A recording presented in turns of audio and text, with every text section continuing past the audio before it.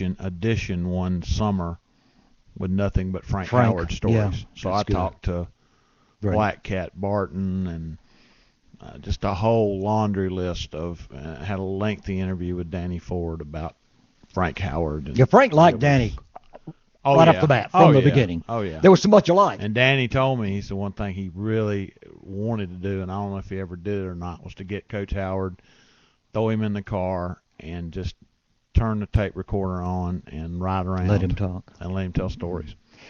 So. Cobbs, a few years ago when my wife was doing some antique work at a place up in Waynesville, North Carolina, near Maggie Valley, I heard her say, I was working with one of her booths way up the hallway here, and she was down there, and there were some people standing, and I heard her say, "Go tell that man right there." And this little bitty kid came running up through there, and he said, "Hey, mister, my name is Frank Howard III." This guy was a couple of years. It was Jimmy's son. Okay. It was a couple of years old. Wow. And but it just it thrilled me to death. Frank Howard III. Frank Howard III. Yeah. And so anyway, it was fun mentioning Dan. I just have to mention this because we were talking about it yesterday morning, and this story came up, and it's one of my favorite Danny Ford stories. That I can't even remember what year it was, but some newspaper wrote that some school was getting ready to play Clemson with highly retarded head coach Danny Ford. Of course, it was supposed to be highly regarded. Well, Danny got all kinds of PO'd. Yeah, I'm sure. Stormed into Bob Bradley's office and said, "What are we going to do about this, Bradley? What are we going to do about this? They've called me retarded in the newspaper." And Mr. Bradley didn't even miss a beat, looked up at him and said, "Well, first thing you got to be able to do is prove that they're wrong." I bet Daddy did. So he turned around and walked out.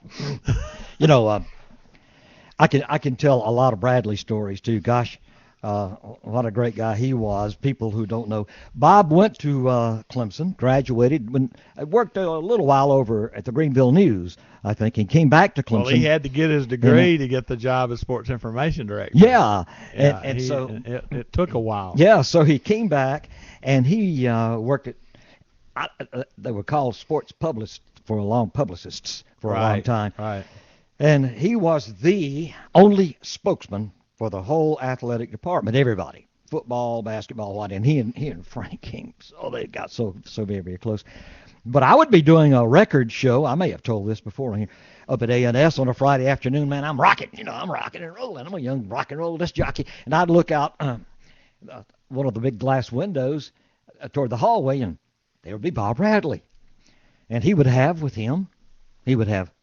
Jack Zane, who then had the same job at Maryland, or Tom Price from South Carolina, or, a lot of those guys. Chicken Price. Yeah, right. So they would come in, and I just stopped what I was doing, and we would talk about the upcoming game tomorrow, 30 minutes. And when Bob would leave, he'd reach in that side coat pocket, and he would throw down a handful of tickets. Say, "Here, Ken, give those away on the air." Can imagine that now? No. And so we would, and sometimes we'd have tickets left over, but we always got 4 free tickets. Station did. Every station that was on the network. Mm-hmm. Then it got down to 2. And then it got down, we will allow you to buy 2. Mm-hmm. And most of the time, we like to use them ourselves, staff, Scott Shannon and I, Jay Clark. And then it began to be, Ken, so-and-so, our sponsor here, so-and-so, said he needs a couple of tickets tomorrow to take his grandson to the football game. There go your tickets. Because I could not, at that time, get any press credentials. Because I was not actually working the game in the press mode. Okay. You see? Yeah. And I couldn't get... but anyway, Bradley was a great guy. Mm-hmm. And I've told the story about he and I putting together mostly him put together a network. The ACC tournament was played there, and the field was awful. And he called me up and said, "Let's come up here and talk to him." We did this thing, and he'd get on the phone and he'd call the PR department at North Carolina and NC State, and he'd say, "All right, we're going to put this game on the line tomorrow. said, for $5 you can get all your stations. $5 a piece, get all your stations. And it took a while to get all of them, but I got the $5 from each station, we did every single game of the ACC tournament that year. I don't remember who won it, but it was not Clemson, and weather was not pretty. Well, for years, Mr. B he kept the book at the ACC tournament. Yes. And the reason was that Skeeter Francis, who was he was the publicist for the ACC for years. He got Mr. B to do the scorebook for the ACC tournament because he knew Clemson was going to be gone the first round. Mr. B wouldn't have anything else to do. Yeah. Remember the story when Bobby Robinson was the business manager, and before he became the AD, that Clemson had won the first game, and he had not booked. Right, yeah, they hadn't booked hotels for a hotel. second night. Yeah, yeah, that's a classic. He said that. Oh well, all of that's great. Crazy things went on at the press conference yesterday and probably today. I understand today that Tom Brady says he's fighting a cold, and he's already made his excuse. Justin, he's real sick. I find it hard to believe that the Patriots are only a 1-point favorite. I just think they're going to walk the dog on Seattle. Do you really? I really do. I hope you're right, but I really do. I just Seattle. I think just the difference in offense is. I just think New England's just playing at such a high level right now, and Seattle turned it over 5 times against Green Bay and just looked really out of sync. And I think all this inflate gate and I just think New England is going to come out extremely focused and determined to show Seattle who's still in charge. Because there's talk about, is Seattle a dynasty now? And they're not one. Yeah. But I just think, but it is an intriguing matchup, Brady against the Legion of Boom, and so it should be a great game. But I find a 1-point spread to be rather curious. Well, I think it'll be close. It may not be that close. It's going to be close, within 7. I really believe. Really? Yeah. No matter which way it goes, I see it going. I don't know. Within 7. I see New England could win this by 10, 14 points. Be all right with me. Yeah. This is one of those times I don't have a dog in this hunt because. Well, I don't either. I don't even have a team I want to pull against. If it's the Cowboys, I know who to pull against. Well, I'll be honest with you, I haven't ever really liked the Patriots, but for some reason, I'm really wanting the Patriots to win this game. I don't know why. You know what it is?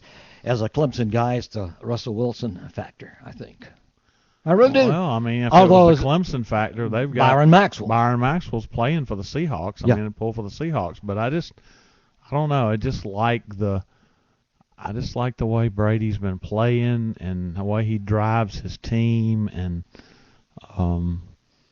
just the fact that the national media has been all over them now for week and a half. And they've done it, and they keep doing it, even though there's turnover in their personnel, and it's unbelievable the turnover. It really is, especially really receivers. Is. Right? Yeah. So, I hope. I hope it's a good game, but I really am pulling for New England. I don't know, the Seattle thing. I don't know if the neon green uniform or what it is, but I tell you something else too. It's Pete Carroll. Now, you can say anything you want to about Belichick. Pete Carroll ain't no angel. Right. Man. Right, and we know he got out ahead of the posse at Southern Cal, left them in disaster down there. Yeah. And so he is no Mr. Nice Guy. And you know what's interesting about both of these two guys? Both of them flopped badly early in the NFL as head coaches. I mean, Carroll was a Jet, wasn't he? No, it was yeah. Yeah. Where was Belichick? Belichick was with the Browns. Browns, yeah, okay. Everybody flops there. Yeah, but Carroll flopped with the Jets. I had it in my mind it was the Patriots. It could have been. I do not remember, but for some reason I thought it was the Jets because they've had so many people flop. The Jets have, and they're about to have another one. Weeb Eubank didn't flop. No, Weeb didn't. He didn't. But Weeb had something special going on with that crowd of hoodlums that he had playing for him back in those days. With the name. I think it was crowd. New England. Hang on. Okay. I'm looking. He's 63. He's from San Francisco. He's 82 and 61. Pretty good. As a head football coach, he started at Pacific. Yeah, they don't play ball anymore. As a grad assistant. He was a grad assistant in Arkansas. He was at Iowa State. He was in Arkansas in 77, Iowa State 78, Ohio State 79. He made a stop at NC State from 80 to 82. Did not know that one. He went back to Pacific. He was the D coordinator at NC State. He was the O coordinator at Pacific. He could play both sides. Then he of the went ball. and was the DB coach for the Buffalo Bills. He was the DB coach for the Vikings from 90 to 93. Yeah, you're right. He was the DC for the New York Jets in 94. And then he was with the 49ers as the DC, and that leaves there's Southern Cal head coach. Yeah. He was New England Patriots head coach. Okay, you're right. Then he went to Southern Cal, and then he went to the Seahawks. Okay, boy, he's been around. He has been around. And, Because almost all of them have. Man, if you look at some, Tommy Bowden was at 12 or 13 different colleges. And they just all bounce around and round and round. It is kind of amazing, especially up there. The guy gets fired at Denver for winning 4 division championships, can't win the Super Bowl. He gets fired, and 2 days later, he's now the Bears head coach. Head coach, right, yeah. That's John Fox. As I say, just rotate. Yeah. Music stops, take a job. Yeah. And that's... So, just looking up time. I am really kind of surprised Bowden hasn't gotten another job. I don't think he wants it now. West Virginia, Florida State, Auburn, back to Florida State, Duke as quarterback. Duke is OC. Alabama's wide receivers coach. Kentucky is OC. Auburn OC. Tulane head coach. Clemson head coach. That's a lot of stops that pull a family up and move. Yeah. And 90 and 49 was his record. Was it really? Yeah. So. And some of these, especially younger people, don't know what a great job he did in getting Clemson back together. Right. After the right. disasters they had with Hatfield and Tommy West, he got them back together, organized. He pounded and pounded for the new facilities. No hint. Which a lot of people were against. Yeah. They kept believing that he was using that as an excuse, and as it turns out, as we see now, it was not an excuse, and it has kick-started Clemson's football recruiting to the point where Clemson can pretty much recruit with anybody in the country. He left the he left the cupboard pretty full for Dabo, fairly full. It's kind of like what Red Parker did.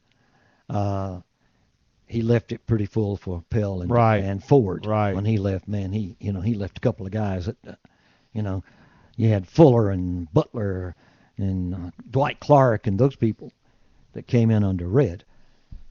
Stuckey, some of those guys. Okay, now this is signing day is next Wednesday, right? Yes. We're going to try to do the show, if you will, next Wednesday afternoon after some of the signing has gone on. Okay. And what I'm going to try to do is got to get a list of these guys and talk about them a little bit. I'm still not going to sit down and get into their biographies over the weekend. No. I'm not going to do that. No, I mean, basically, the hay's in the barn for this year, and they're working on. Yeah. They're already working on next year and the year after. So. Yeah, I did yesterday. I did tell you yesterday that you can go back and look at the last 4, 5, 6 signing classes. Alabama, Auburn, those people, that are so high